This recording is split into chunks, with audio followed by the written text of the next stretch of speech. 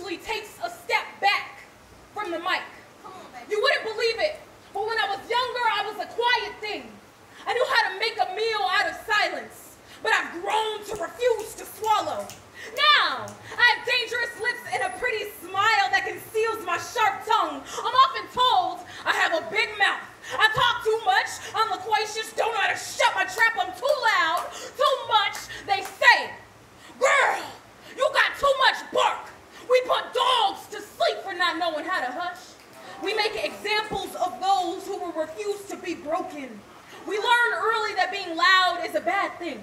We used our whisper voices and played the silent game because Chatty Cathy is never welcome at the table. Women learn how to be digestible, how to sit, smile, be taken, and be grateful to me.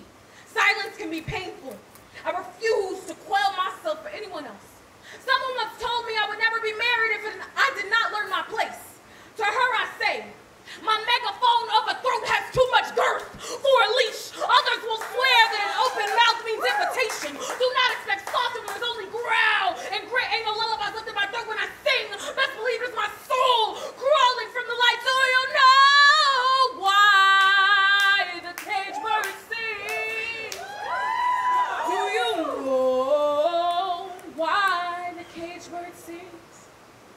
I'm an elocutionist. I speak because I have to. I speak for the many who don't, who continue to be silent, who are constantly shushed. I speak for them because I know how it feels.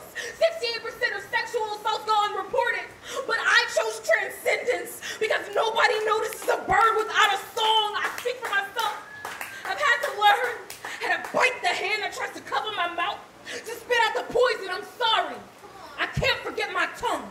Not sorry I choose sound rather than empty. I'm sorry I choose song, not cage. I'm loud. I don't need yours or anybody else's permission. And I guess all you need to know is